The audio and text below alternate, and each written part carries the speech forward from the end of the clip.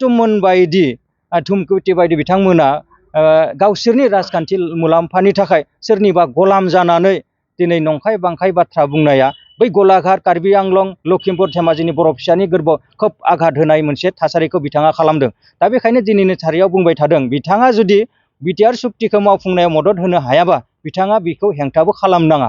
दा बे बाथ्राखौ बुंदों बिथाङा राजनिति भाबै सोरखौ मा आफादखौ सोर दैदेनगिरिखौ रायो बुङो बेयाव जोंनो खोथा गैया। किन्तु दुलाराय बर' फरायसा आफाद हिसाबै माब्लाबाबो जोङो बेबायदि खैसारनिफ्राय जोङो माब्लाबाबो जोङो गावखौ गेजेन खालामबोआखै। मैयायो बिपिएफनि सासे दैदेनगिरि बिथां कास्टम बसुमतारिया दुलाराय बर' फरायसा आफादनि मानगोनां आफादगिरि दिपेन बर' आरो दुलाराय बर' फरायसा आफादनि जि मावनाय दांनाय हाबाफारिफोर बेफोरखौ लानानै बिथाङा गोबां गाज्रि बा नंखाय बांखाय बाथ्रा बुंनानै सोंखारिनायखौ नुनो मोननाय जादों। आरो स्पेसियेलि बिथाङा बिटिआर सुक्तिनि बाथ्राखौ बारम्बार बुंबाय थानाय जादों। बेखौ रेफारेन्स लाबोनानै बर' जाथि धंस जानाय गोबां बुंदों खैफोदनि बाथ्राखौ बुंबाय थानाय जादों बे बिटिआर सुक्तिनि गेजेरजों।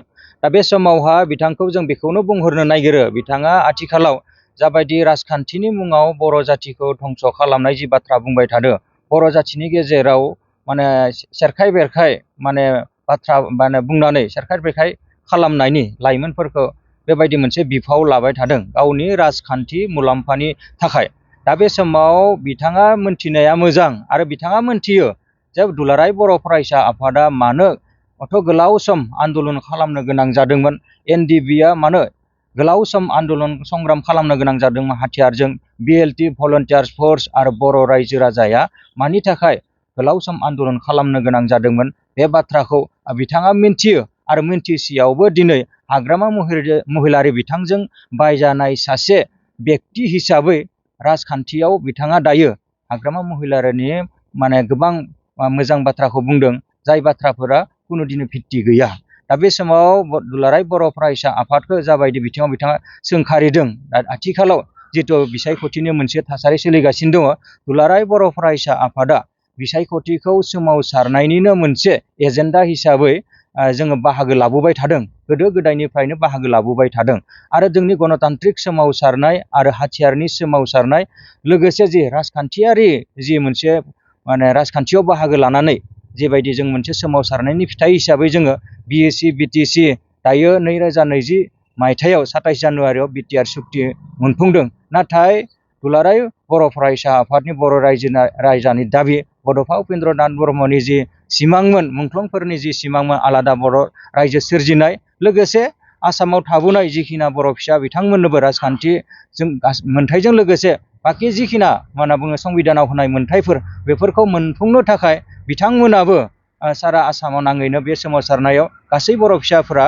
बेयाव बाहागो लादोंमोन आरो बेनिनो मोनसे समाधाननि लामा हिसाबै बिटिआर सुक्तिखौ जोङो मोननो हादों। आरो बे बिटिआर सुक्तिनि गेजेरजोंनो जोङो बिटिसिआव जोङो जोंनि सिमाया बुंदों सानजाहा माजबाट पासनै दैमासिमल' सफैदोंमोन।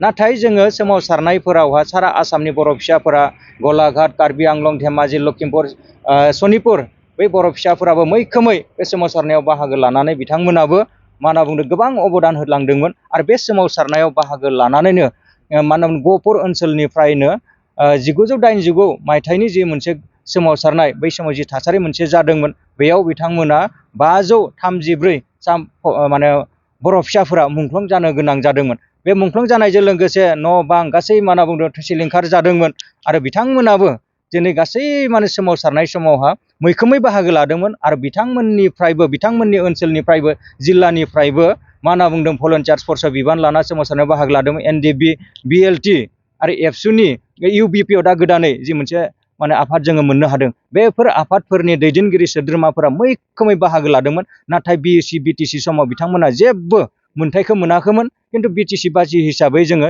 जथेस्थ' सोमावसारनायनि फिथाइखौ जोङो मोननो हादोंमोन।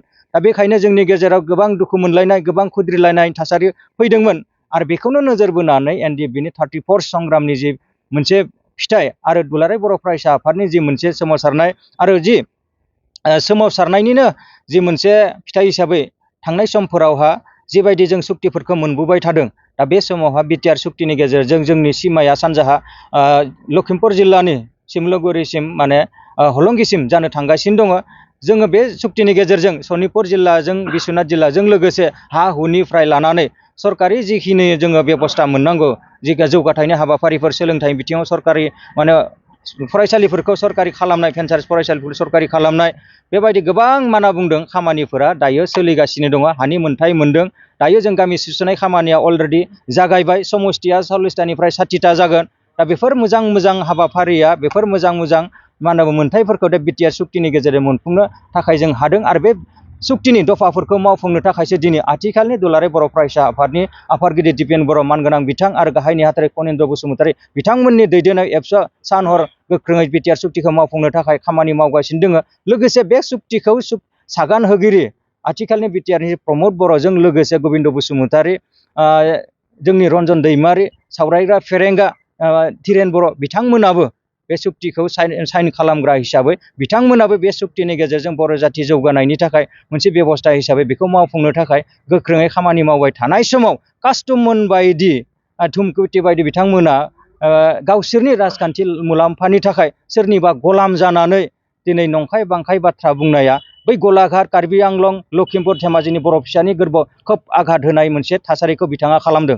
दा बेखायनो दिनैनि थारियाव बुंबाय थादों बिथाङा जुदि बिटिआर सुक्तिखौ मावफुंनायाव मदद होनो हायाबा बिथाङा बेखौ हेंथाबो खालामनाङा।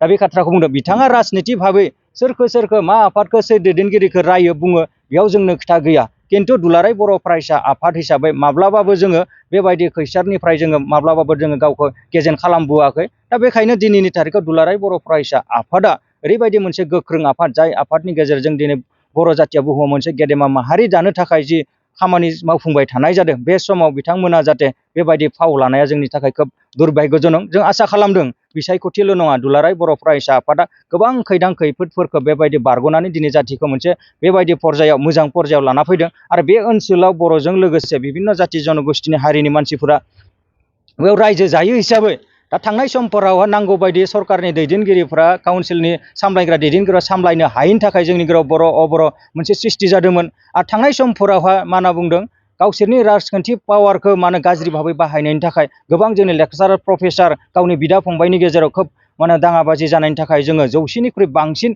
माने बर' फिसाफोरखौ आगोमा जोङो खोमाना लानो गोनां जादों। जोंनि आइजो माहारिफोरा रान्दि जानो गोनां जादोंमोन। उन्दै उन्दै गथ' गथायफोरा मा होनना बुङो बिफा हारा बिमा हारा जानो गोनां जादोंमोन। बे थासारिफोरखौ कास्टम बसुमतारी बिथांमोना गावखौनो खोब लेखा गोरों होननानै लेक्सार मारिथिंबाय थायो। दा बेफोर बाथ्राखौ बिथांमोना दिनै बावगारदोंमोन नामा? दा बेखायनो बुंदों बिथांमोननि मतलबा मा बिथांमोननि थांखिया जाबाय गावनि जि राजनिति जि माबा राजखान्थि लाबालाबनि थाखाय बे बाथ्राफोरखौ दिनै बुंदों। बेखायनो जोङो बेनिफ्राय बुंहरो बिथाङा बेबायदि बिटिआर सुक्तिखौ गाज्रि होननानै बुंनाय सोंखारिनाय एबसुखौ सोंखारिनाय एबसुनि दैदेनगिरिफोरखौ सोंखारिनाय एनडिएफबिखौ सोंखारिनाय बेनिफ्राय गोजानाव थानांगौ। आं बे बाथ्राखौ बुंहरबाय। बिथाङा राजखान्थि खालामनायाव मा बुङो बुङा बिनि खोथा गैया। खिन्थु जोंनि एबसु आरो एबसुनि दैदेनगिरि आफादगिरिनिफ्राय लानानै रावखौ बिथांमोना सोंखारिनो मोना। एबसुनि न'खराव डिभिजन खालामनो गिनानै जिल्लाफोरनि दखराफोरनि माने दैदेनगिरिफोरा बिथांमोनजों जगाजग खालामना दङ होननाय जाय बाथ्राफोरा नंखाय। दा बेखायनो बे समावहा रायजो राजाफोरा दिनै मोनसे थांखियाव दंफैयो। बर' जाथिखौ जुदि जोङो बुहुमाव गेदेमा माहारि खालामनांगौ जायोबा बर' जाथिनि मोनसे मोजां सुक्ति बिटिआर सुक्तिखौ मावफुंनो थाखाय जाय सुक्तिनि गेजेरजों जोंनि सिमा जोंनि जिल्ला जोंनि गोहोफोरा जोंनि अनुष्ठान प्रतिष्ठानफोरखौ जोङो मोनफुंनो थांगासिनो दङ। बेफोरबायदि खामानि मावबाय थानाय समाव जाहाथे जोंनि रायजो राजायाबो खुनु बेला बिथांमोननि बुंनाय बायदि जोङो दोरोदनाय नङा आरो बिथांमोननि बाथ्राया जेबो गोहोम खोलैनो हानाय नङा बे बाथ्राखौ बुंहरनाय जादों। दा बिथांमोननि बाथ्राया गोहोम खोलैयाबा जों मानो बिथांमोननि एगेन्स्टआव बुंदों बे बाथ्राखौ हयथ' बिथांमोना साननो हागौ। नाथाय जों बुंबोदों जे बेबायदि हयथ' जोंनि गेजेराव गेजेर गेजेर माबोरै खाबु फलान मानसिफोरा ओंखारबोनानै बेबायदि नंखाय बांखाय बाथ्राखौ फोसावनो हायो। दा बेखायनो बे बिथिंखौ खोब गोख्रोङै नोजोर लाखिदो आरो जोङो आसा खालामदों बिथाङा बेबायदि बुंनायनिफ्राय गोजानाव थागोन आरो जाय माने बाथ्राफोरखौ बिथाङा बुंदों बे बाथ्राखौ आरो जोङो बुंनाय नङा होननानै आसा खालामनाय थाबाय जोंहा। दिनै नुबाय जेनेबा राजखान्थि खालामनायावनो खिन्थु दुलाराय बर' फरायसाखौ सोंखारिनायनि आन्दोआव मा दङ बेहा?